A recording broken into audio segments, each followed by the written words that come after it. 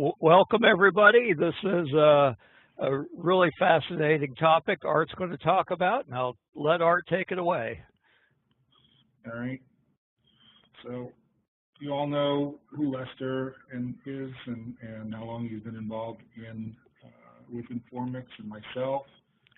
Also part of the Advanced Data Tools team is Mike Walker, Tom Beebe, and also Jack Parker. And Jack will be doing, we'll talk about it later, but Jack will be doing the next webcast in a little bit. So I'd like everybody to make sure that they stay muted, and this is being recorded, so we'll get the recording and the slides up in a few days.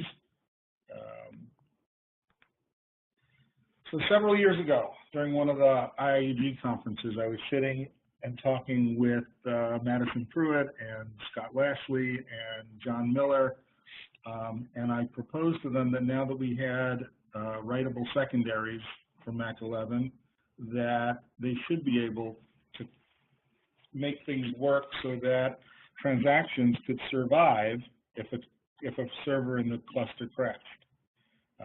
So they took up the challenge. And they created what IBM calls Informix Transaction Survival. So I called it Uninterruptible Transactions, so I'll keep calling it that since it was kind of my idea.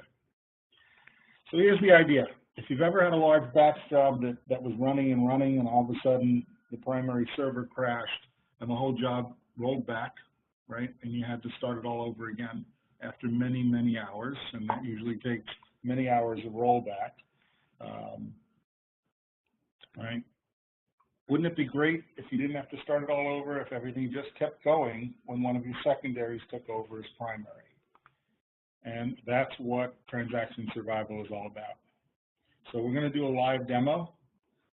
I will go through first the steps for setting it up, what you have to do, what some of the caveats are, and then we'll go and do a demo and see it work.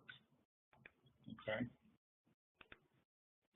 So on a Mac 11 cluster, okay, on all of the servers in the cluster, so all of your primary server, your HDR, RSS, and SDS secondaries, you need to set HDR transaction scope to sync or near sync.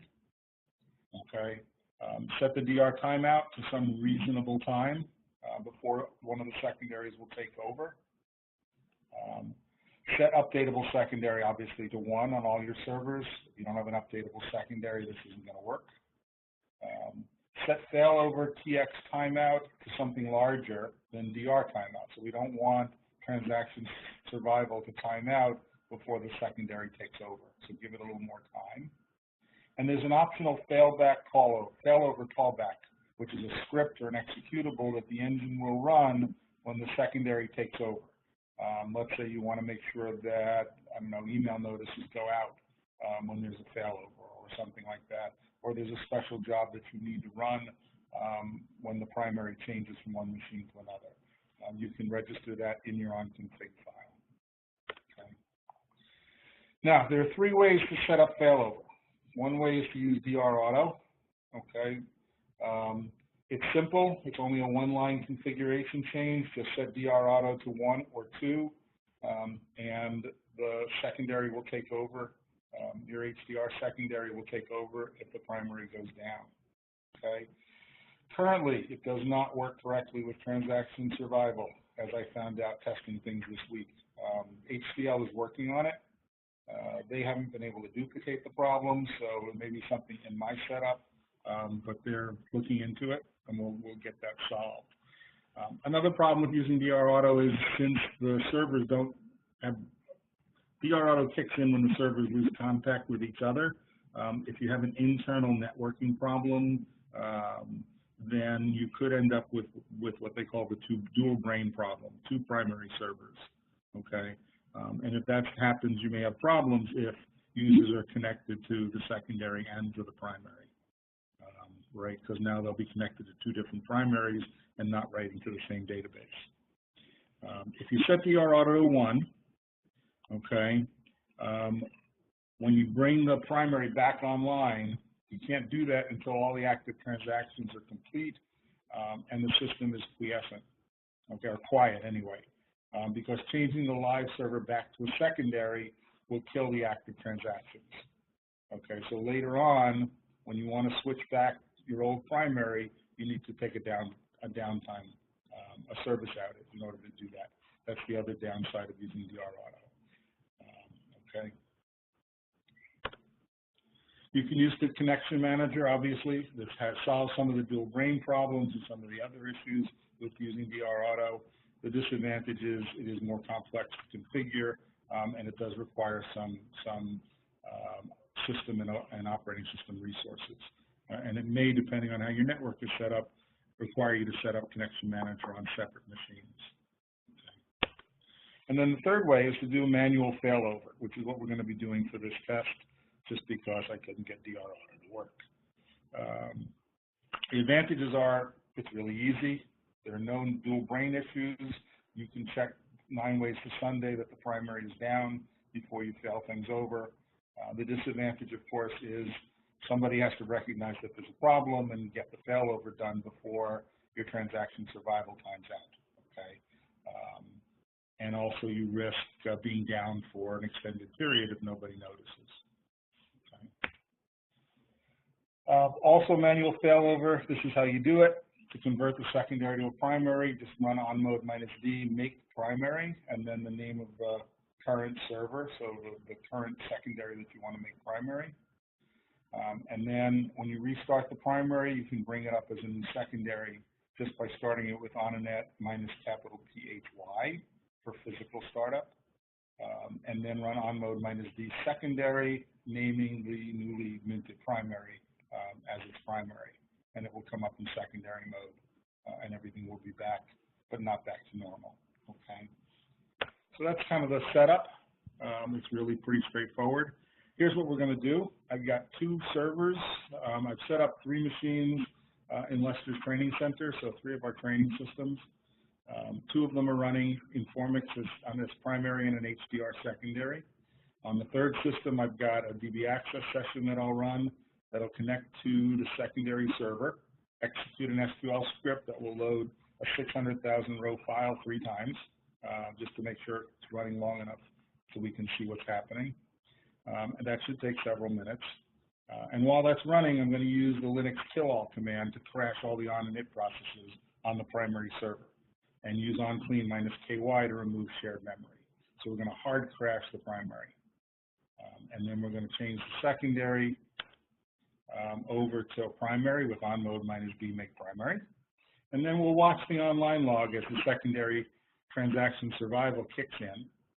And we'll also watch what's happening to the contents of the table that's being loaded, okay? And then after a little bit, we'll restart the primary, make it the new secondary, and we'll see what happens after that. And then we'll, I said here, we'll turn off transaction survival and do it again, but I think I'm going to reverse that and do the non-survival demo first. And then we'll go back and we'll do it with survival turned on, okay?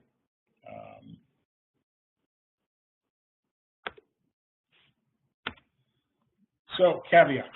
It works with any clients that are connected to an HDR, RSS, or SDS secondary. So connections sessions that are connected to the primary directly will fail and will be rolled back. Okay, those clients will have to reconnect to the secondary, either using a connection group or using Connection Manager to reconnect to the new primary. But the existing transactions that we're running directly on the primary get rolled back. Clients that are connected to the secondaries, however, they take advantage of transaction survival, okay? This is all irrelevant for ER clients, right? We're only talking about HDR, RSS, and SDS secondary clients, okay?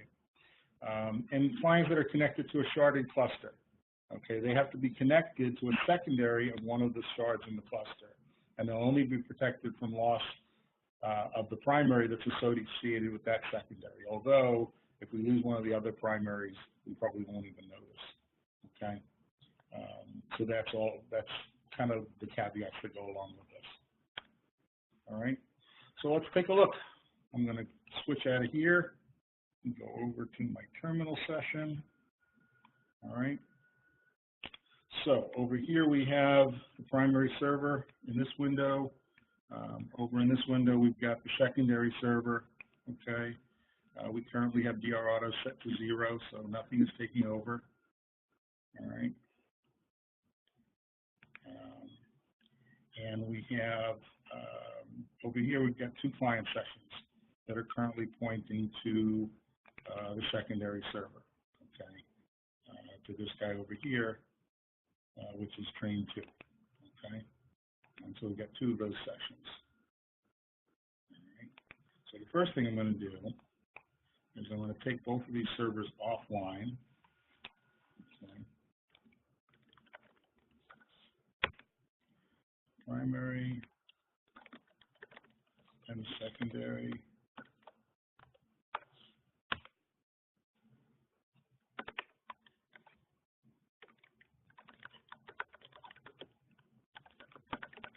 I'm going to edit the onconfig file, okay, and go to boom, boom, boom, failover transaction timeout.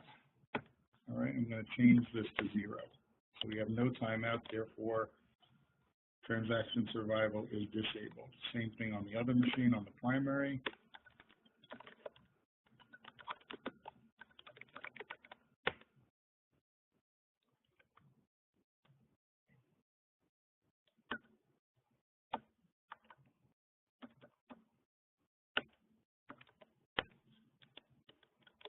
Okay. Start up the primary.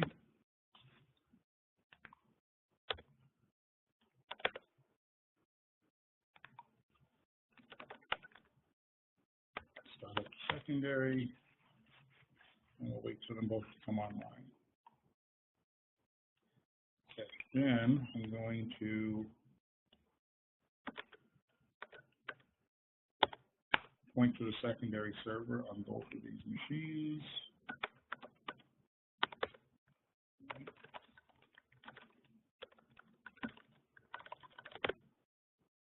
Okay, so we'll point it to the secondary here, and we'll point it to the secondary over there. All right, primary server is online.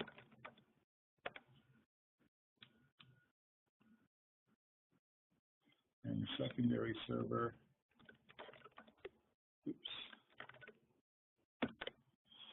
is online, and everything looks good. All right, just for see what's going to happen, we're going to tail -F the message log on both machines.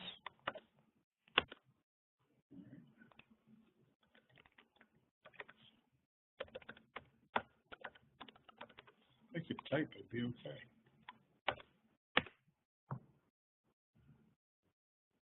What?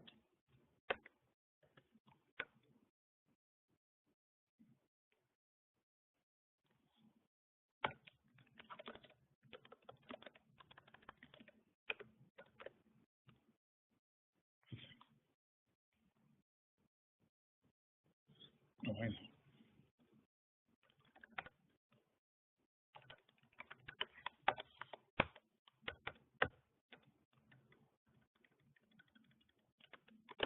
There we go. Okay, so we've got a tail on both of these. We're going to go in here, okay, and we're going to cat test 1. So this is a test that points to server 1 and runs the benchmark. All right, that's our secondary server over here. So we're going to /test 1. All right, transaction is going. And stat -T sess. We can see the session here. All right, and we can see what it's doing. It's inserting into the My Bills table. All right, if we go over here,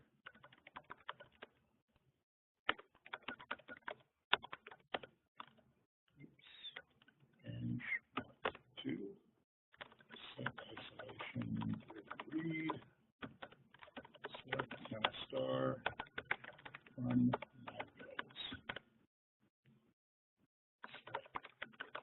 I said, I'd be good if I could type.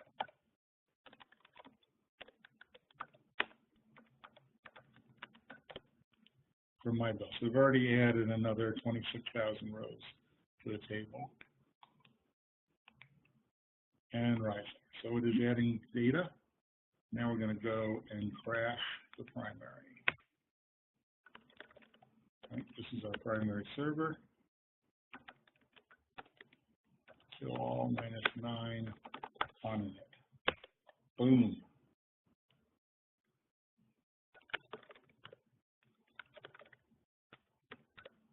Server is no longer running. On clean -ky to remove shared memory. Here's our secondary server. It says I'm in secondary mode. Let's bring it up to primary mode. Okay, on mode -d, make primary train 1.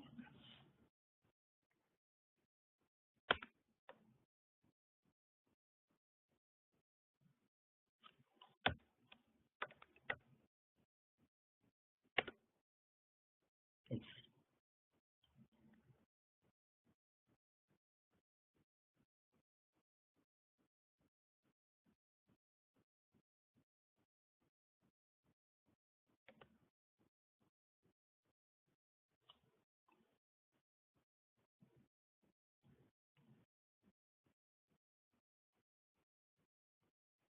All right, server is back.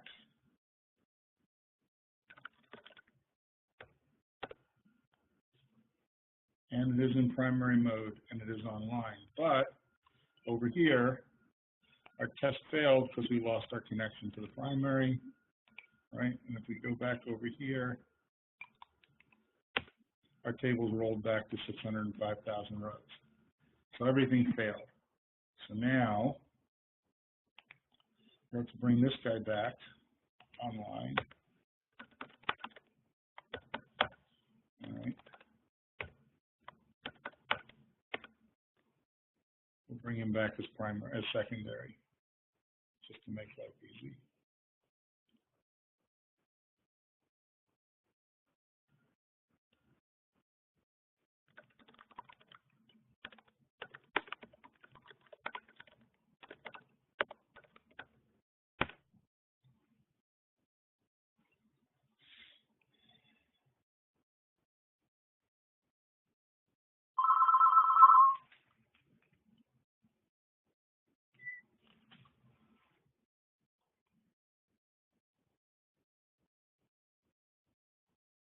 And you can see he's catching up.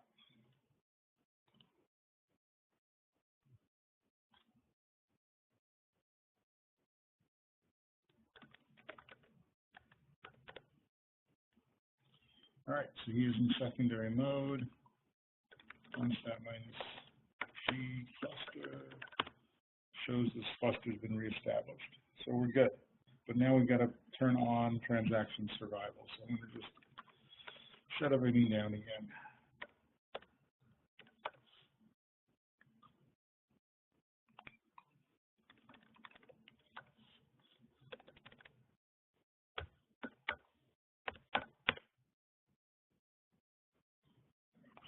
Stopped. And that one stopped.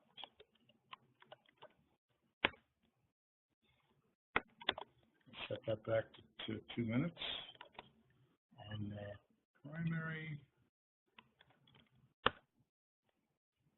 and on the secondary. All right.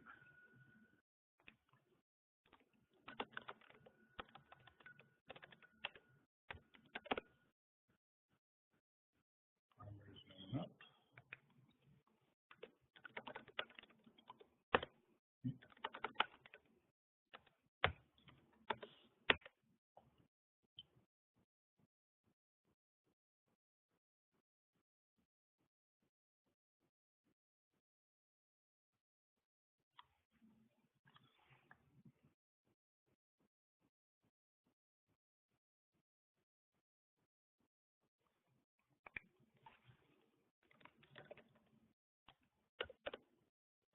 All right, so now train 1 is the primary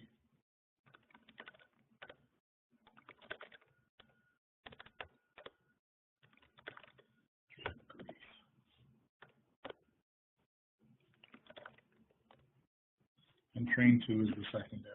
So now we'll go back over here, and we'll run the same test, but with the environment set to train 2. All right.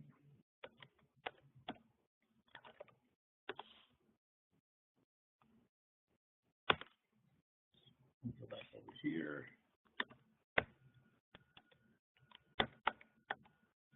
And reestablish our connection.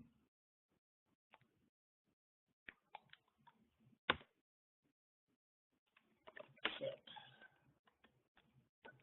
installation duty. There we go. All right, so we already have 36,000 rows been added. We can see on stat -g sess that the session is connected here to the secondary, right? And that it is doing our inserts. Okay? So now we'll do the same thing. We'll crash the primary, which is now on this machine. All right? So all -9 on it. Boom.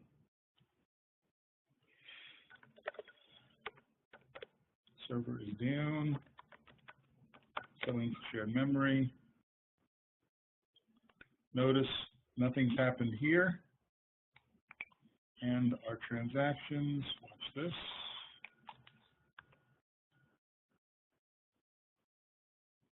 Because I connected the primary.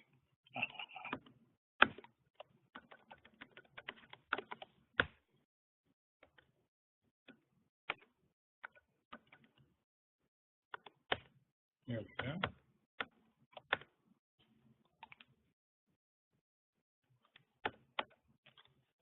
Set installation. All right, so we have 685,401 records, and that is stable. Nothing's happening. So now we're going to go and convert this secondary to a primary. On mode -d, make primary. Oops.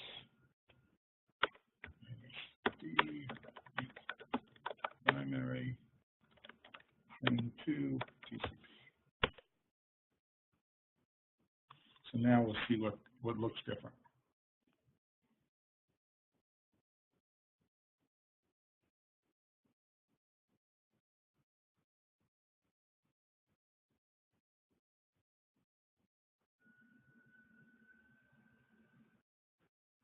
Look at that. Transaction survival is starting. Rebinding transactions, processing complete transactions. Transaction survival was successful.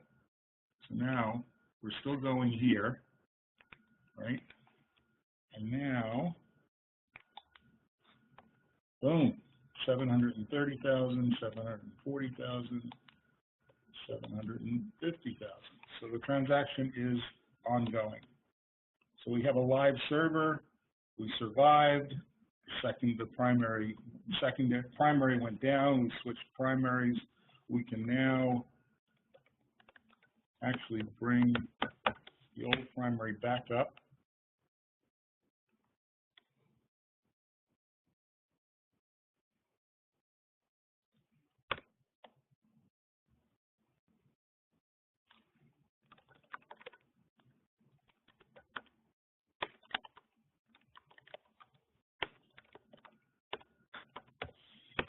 And make it secondary.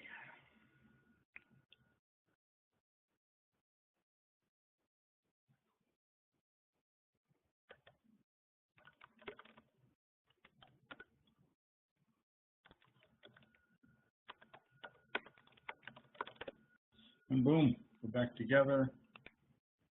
Right, our secondary is reconnected. Transactions are still ongoing.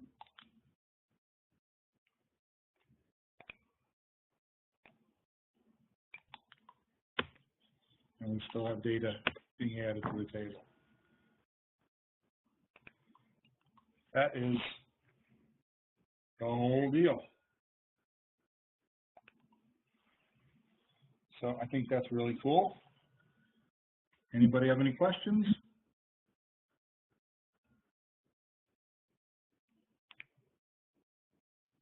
Yeah, since everybody's on mute, Art, if you have questions, please type them into the chat.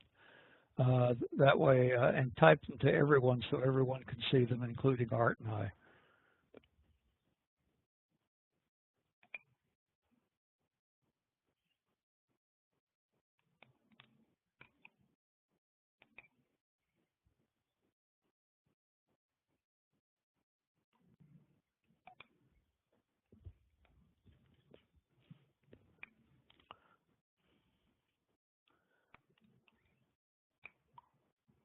So I'm getting, some of you are asking questions to me privately. Please send the questions to everyone so Art can see that.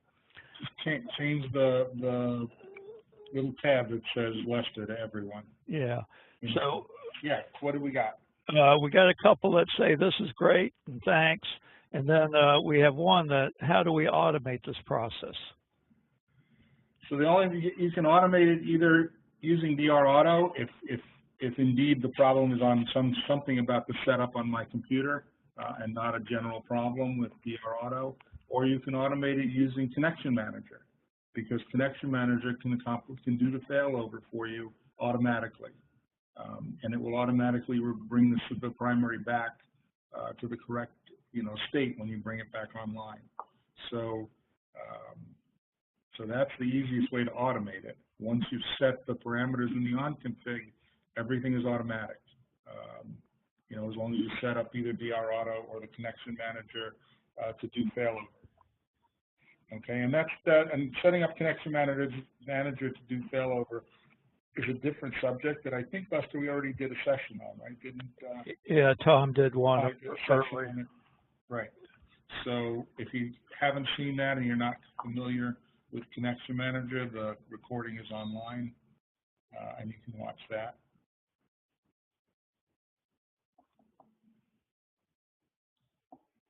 So did you see the next question, Art? If we use Connection Manager, then we don't have to use what parameter? We don't have to use DR Auto, but you still have to use the transaction timeout. Okay, the failover TX timeout. That still has to be set. Okay, yes, all of the databases that are going to participate. Sada makes a point. All the databases that are going to participate in Transaction Survival have to be logged databases. For data safety, they should be unbuffered logging, as we always recommend for high transaction rate databases. Okay. Yes. So another question that was sent to me privately, can you do this with RSS? Yeah, it works with RSS secondaries or with SDS secondaries and HDR. The only problem with RSS is you first have to promote an RSS secondary to HDR mode, and then you can promote it to primary mode. So that can sometimes give you problems. Okay. If you don't have an HDR secondary, also besides your RSS secondaries, that second step can take time. All right. The fastest failover for Transaction Survival is if your users are connected to SDS secondaries and you're using Connection Manager. Then failover is very, very fast. And transactions continue where they left off very quickly in a matter of seconds, rather than tens of seconds. All right, this is a unique feature. No other database in the world does this. Oracle fakes it. If you turn on their version of Transaction Survival, they actually record the steps of your transaction in a flat file on the client, and if the server fails, the client reconnects and replays the transactions from the beginning off of disk, which is kind of fake and could mean hours and hours of rerun, which I think is no better than just starting the job over again, personally. So there we go. So, Art, just to clarify, you have to be in a begin work for this to work, right? Has to be a you have to be in, it has to be in a transaction, but singleton transactions do survive. Okay. Yeah. That's why your load worked without having a begin work there. Well, I did have a begin work. I had begin work in 3 loads. Okay. But I did that mainly because I wanted to make sure that the 3 loads would all survive and run longer, run long enough. Yeah, I tried to do the demo with the TCP benchmark, TPC benchmark. Yeah. But they're all tiny little transactions, and they connect and disconnect and reconnect. So it kind of wasn't showing what happens. So this was a better demo. Yeah, it's much harder with that benchmark to tell if you lost anything too, because there's tiny transactions. This is really good. Exactly. On this last question, HDR does come free with Informix. However, there's no additional license if you're not actively using the secondary. In the scenario of transaction survival, you will be actively connecting to the secondary, so it will have to be licensed. All right, so that is one of the downsides of using transaction survival is extra license cost.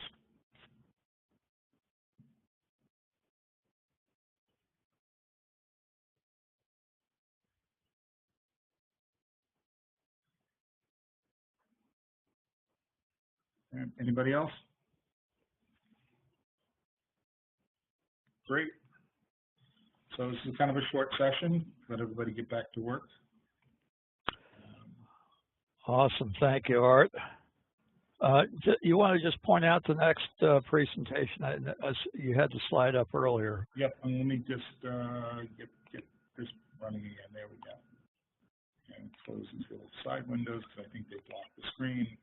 Okay. So the next session will be on August 23rd. Jack Parker will do a session on loading and unloading data using various tools. It should be very interesting. So we'll kind of go over all the different ways you can get data into Informix. Jack has just finished a 4-month-long yeoman session loading some data for a client and pretty much used most of these tools. So we're getting firsthand from the trenches advice here.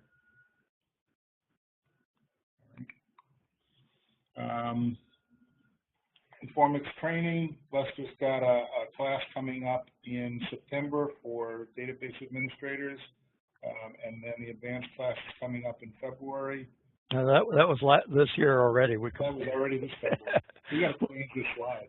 Yeah, well, I leave it on there to tell people. So the classes fill up, and we only have 2 places left in the September class.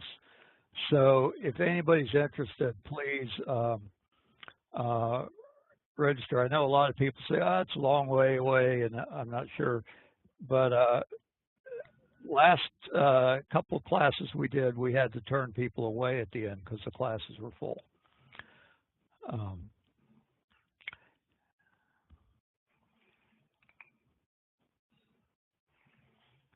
And this is our new training room.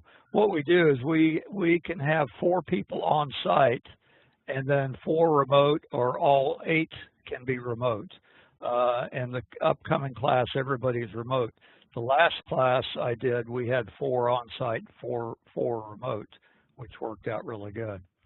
They're new servers. They're super fast. Art's using one of them. Well, 3 of them for this demo. And they've got 8 cores, 16 gigs of RAM, and they're all running on an SSD drive. For the advanced course, and Art and I will probably do another one next February. We got to work out the dates on that. It's a lot of fun because it's all benchmarking. Yep. And keep in mind, if you've got groups of people in your organization you want to train together, speak to Lester, and we can work out custom classes and special sessions in between. Yeah, we actually do more private. I call them private more than custom, but classes than we do public classes like this. We probably average about 1 class a month. And if you have 4 people, it's actually cheaper to take a private class. So if your company is willing to pay for 4 people, we can set up a private class.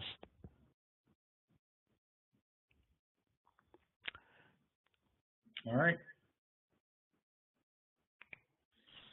Thank you, everybody. Hey, thank you all, and thank you, Art, and we'll look forward to seeing everybody on our August webcast.